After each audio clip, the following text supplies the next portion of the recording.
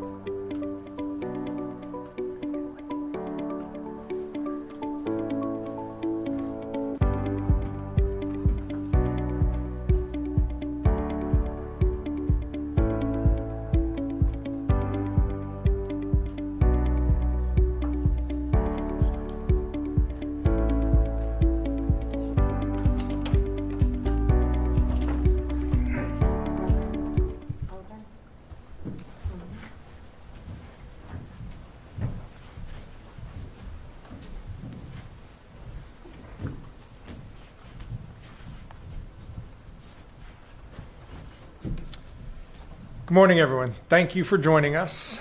We've had a tough winter season in North Carolina, and it is not over yet. We expect more winter weather to return to our state tomorrow, impacting the majority of North Carolina. So this morning, I've declared a state of emergency across the state to respond to this weather development. As a result of that declaration, we are activating the cross-agency storm response that is the State Emergency Response Team. It includes the Department of Transportation, the Department of Public Safety, the North Carolina National Guard, the State Highway Patrol, and our state's utilities. Momentarily, you will hear from Emergency Management Director Will Ray about the winter storm and our emergency response operations, and from Secretary Joey Hopkins about NCDOT's work to keep our roads as safe as possible. As Director Ray will outline, this winter storm will likely hit the majority of the state. At this time, our greatest concerns are potential power outages and road safety. Ice accumulation may lead to power outages, so we recommend that everyone keep their devices charged and have a flashlight on hand. In addition, precipitation and freezing temperatures will make a mess of our roads. Temperatures may warm above freezing in some parts of the state Thursday, but they are sure to freeze again Thursday night. Thawing and refreezing will lead to black ice, so everyone needs to be especially careful on our roads. Please avoid traveling unless it is necessary to travel. Many communities will be opening warming stations for those who need a safe refuge from the cold temperatures. You can find information on resources in your community by visiting your local government and emergency management agencies' websites and social media accounts. This morning, in addition to Director Ray and Secretary of Transportation Hopkins, I'm also joined by Secretary of Public Safety Eddie Buffalo, the Chief of Staff of the North Carolina National Guard, Colonel Ed Wallace, and Commander of the State Highway Patrol, Colonel Freddie Johnson. As we stand here now, emergency management officials, Department of Transportation crews, the Highway Patrol, and our National Guard are preparing for the winter weather, brining the roads, positioning resources, clearing abandoned cars from the shoulders of our highways, and working closely with local governments across the state to coordinate assistance quickly.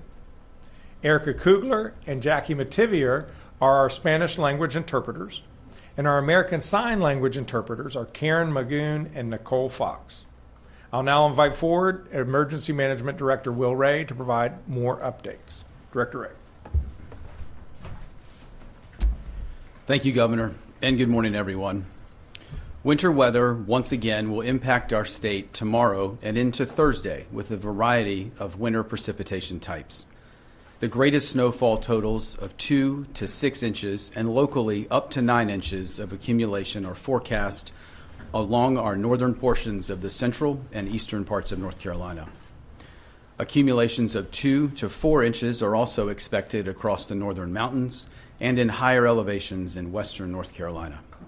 Lighter snow accumulations of 1 to 3 inches are expected elsewhere across the state, with the exception being southeastern North Carolina, where freezing rain or rain is expected. We're also monitoring the forecast of ice accumulation as areas along the US 70 corridor near Goldsboro, Jacksonville, and New Bern to the northeast could see a maximum ice accumulation of 0.3 of an inch. Additionally, portions of central and eastern North Carolina may see 1/10 to 2/10 of an inch of ice accumulation. As a reminder, ice accumulations of around 1/4 inch and greater will cause tree branches to snap and can cause power outages as well as hazardous travel conditions. If your power goes out during this storm, please ensure that generators are operated outside and away from open windows or doors to prevent carbon monoxide poisoning. Never burn charcoal indoors or use a gas grill indoors. Properly vent all kerosene heaters and make sure that heaters have space around them to reduce fire risk. Use battery-powered sources for light instead of candles to, again, reduce fire risk. And make sure that you have plenty of warm blankets and clothing available. Hazardous travel conditions are expected tomorrow and over the next several days. We ask that all North Carolinians continue to monitor the weather tomorrow and stay off the roads when possible. Unnecessary travel not only puts you at risk, but also the public safety personnel, the power crews, and DOT workers that will need to respond if there is an issue. If you must drive in winter conditions, our partners with the State Highway Patrol advise reducing speed significantly, increasing distance between other vehicles, and clearing all snow and ice from your vehicle before traveling. Given the forecast, let's make their work easier by staying off the roads unless absolutely necessary. The State Emergency Response Team has been activated and is working with key partners such as the Department of Transportation, the North Carolina National Guard, the State Highway Patrol, the Department of Health and Human Services, and our local emergency management agencies to ensure that any resources needed are quickly provided to communities throughout our state. As a part of the activation, our state's energy providers will be integrated here at the State Emergency Operations Center. We've been in close coordination with them over the last several days, and they are positioned to quickly respond to any power outages to reduce restoration times. As the governor said, a state of emergency has been issued in preparation for this event, and the State Emergency Operations Center, along with our regional coordination centers, remain in close communication with our local emergency managers across the state. Based on forecasted impacts, we have activated more than 180 National Guardsmen to assist the State Emergency Response Team in supporting communities that are impacted by this storm.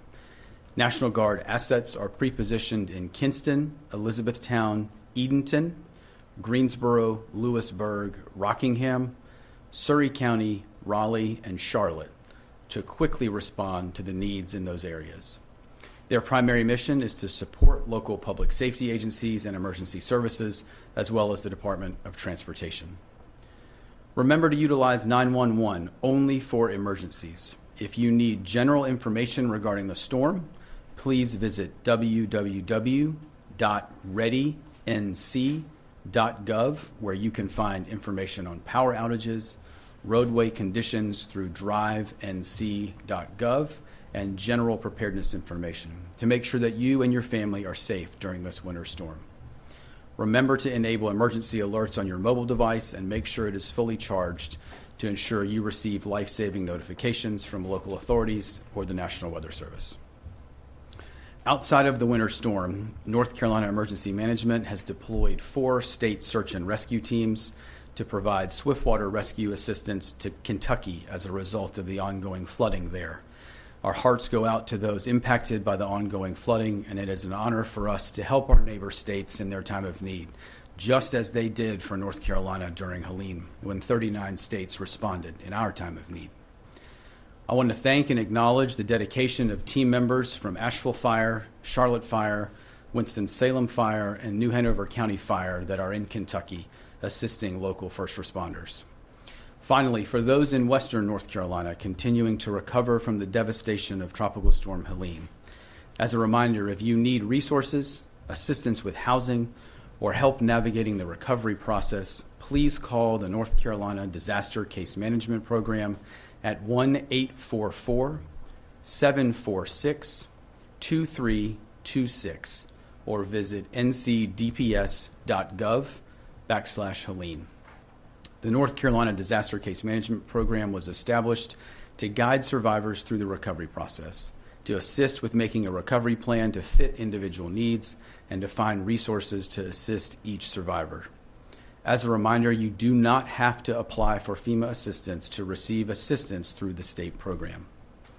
As a note, the FEMA Disaster Recovery Centers in Western North Carolina will be closed tomorrow due to the inclement weather for in-person services. Disaster survivors can still access services tomorrow by calling 1-800-621-3362. Finally, please check on your friends, family members, neighbors, and those in your community who may need additional support, especially as it relates to food or water. We are stronger and more resilient together. I'll now turn it over to Secretary Hopkins for his update. Thank you. Thank you, Director Ray. Good morning.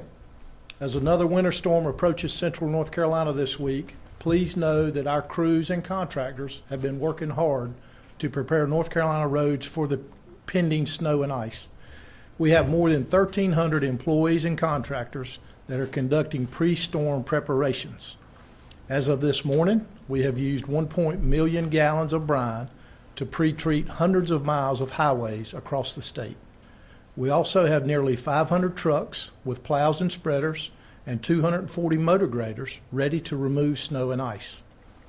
We have 130,000 tons of salt ready to treat roads once the snow hits. We are staging equipment in areas that are known trouble spots during winter storms, so crews can quickly plow and treat roads. We're also working with our partner agencies, the North Carolina State Highway Patrol and the North Carolina National Guard, to help clear roads of disabled vehicles in hot spots where breakdowns frequently occur during winter storms and on highway shoulders. Their assistance enables quicker clearance of disabled vehicles so our snowplow operators can work to clear any snow off the road.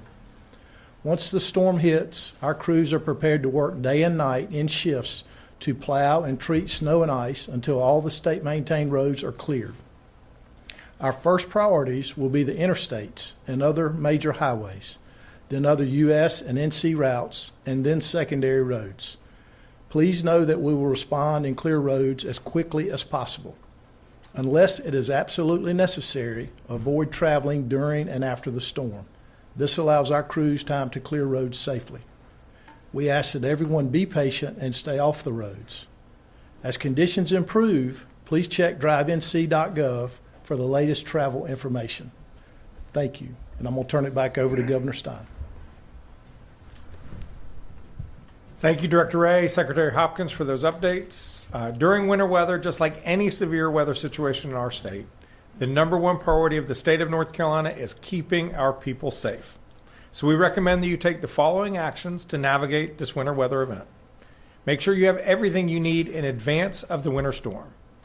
Pay close attention to your local weather forecasts and enable emergency alerts on your phone to receive updates from your local emergency management agency and from the National Weather Service. Keep cell phones, mobile devices, and spare batteries charged in case you lose power. Keep cabinet doors open for pipes located under sinks to stay warm, and let your faucets drip to prevent freezing. In snowy and icy areas, avoid traveling. If you have to be on the road, store an emergency kit in your vehicle.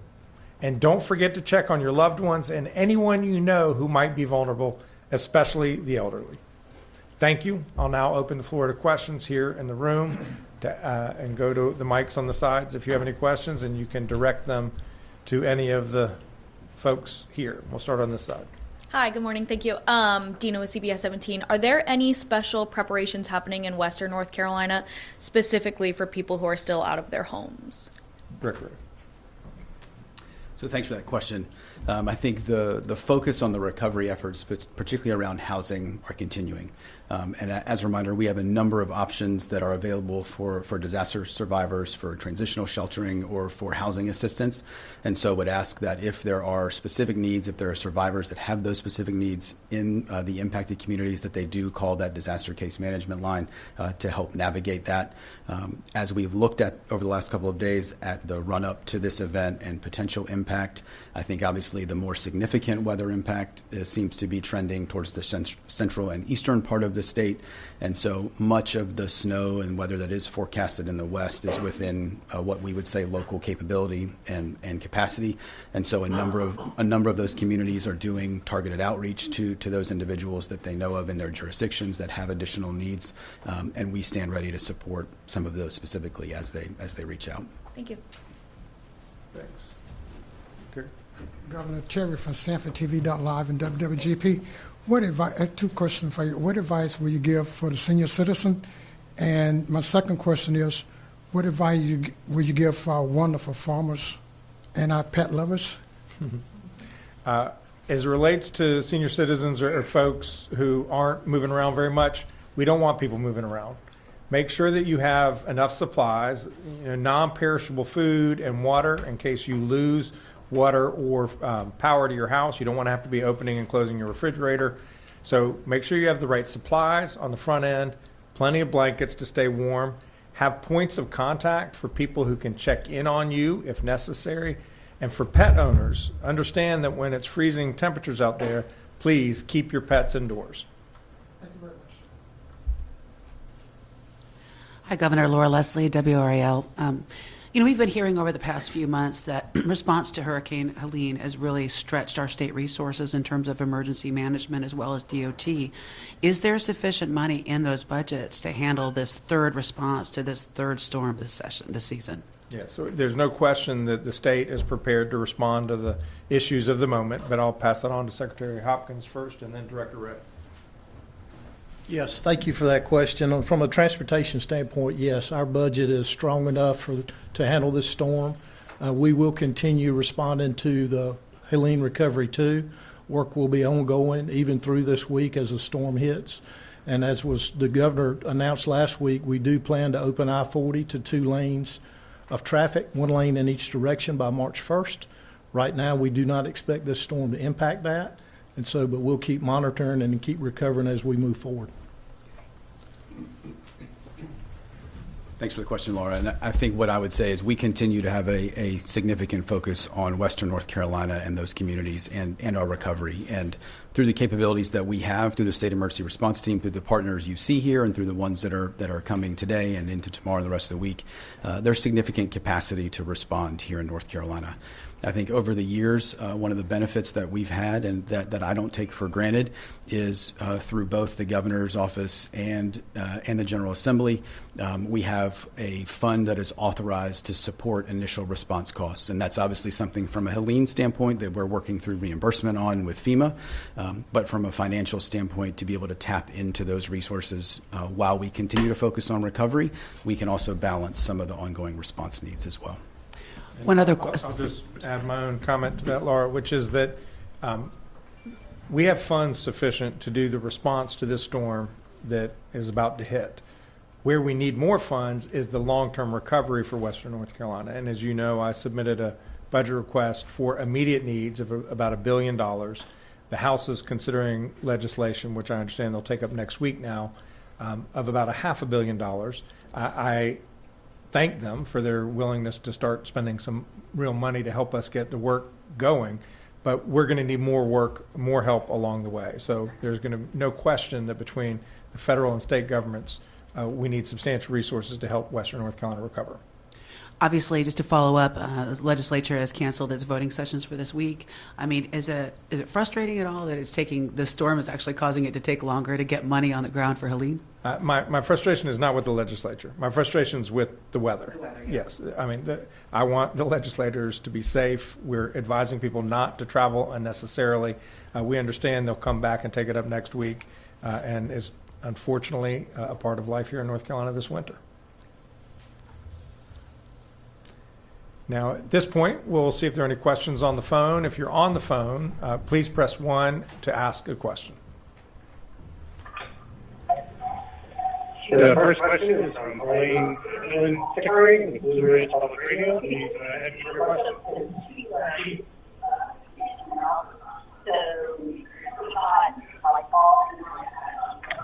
Ellen, do you have a question?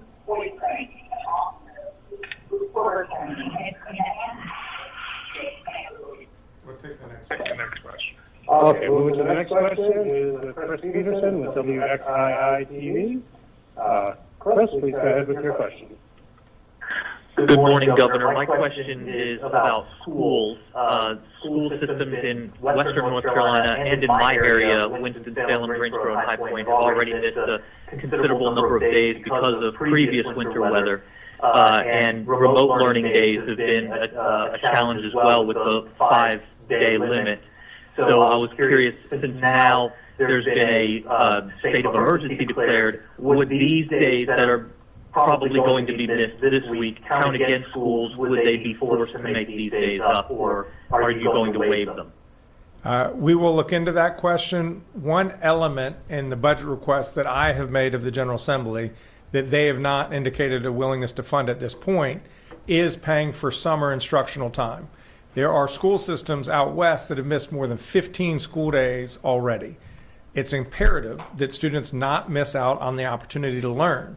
So we want to have instructional time this summer. That obviously costs money to operate, and so that is one of the budget items that remain in discussion with the General Assembly. I want to make sure that all young people in North Carolina have every opportunity to learn so that they can build whatever life they want for themselves.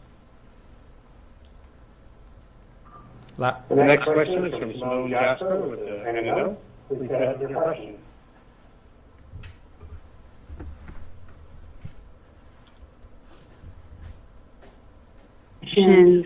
For the roads, and I was wondering if you would be able to share more information about preparations being done for potential power outages. What kind of crews are out there in regards to that? Yes, we've heard that there are resources coming into North Carolina from other states to help pre-position to respond to power outages that may occur, and I'll ask Director Ray to offer more information. Thank you, sir. Thank you for that question. I think as the governor said, obviously one of our larger utilities in the state, Duke Energy, will be here, as well as our municipal and co-op partners today into tomorrow as we look at the impact. Again, to make sure that if they have resource needs to be able to quickly move crews, that we can support them as we can. Duke has shared with us that they are moving crews in from out of state, from a number of different locations into North Carolina. Today, they are moving crews from the west to the east and have a number of crews that will also follow on tomorrow from the western part of the state into primarily central and eastern North Carolina. And they're looking at capabilities both from a vegetation management standpoint as well as line crews to focus on restoration. And so based on the estimates that they're seeing, as we've talked about with the potential ice accumulation in some eastern parts of the state, they feel like they have adequate capacity right now. But I do think, and I know we say this during all events, but this is one of the reasons that it's really important. If you do not have to travel tomorrow and Thursday or later in this week with some of the hazardous conditions that are there, please stay off the roads. I think folks that are on the roads do slow down, whether it's power crews, DOT work, or public safety that are trying to respond. We really need folks to heed that request and stay off the roads where possible this week. Any other questions? Okay, great. Thank you all for being here today.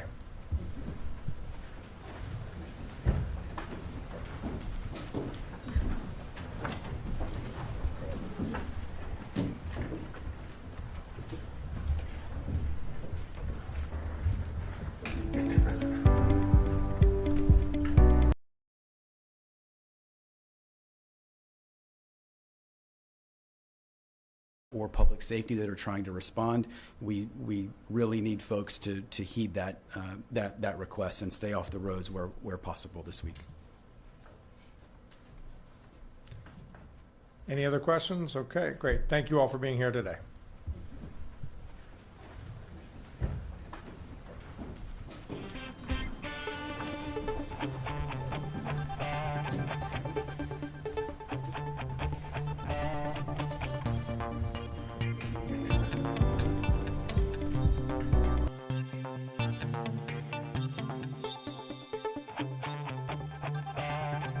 Or public safety that are trying to respond. We really need folks to heed that request and stay off the roads where possible this week.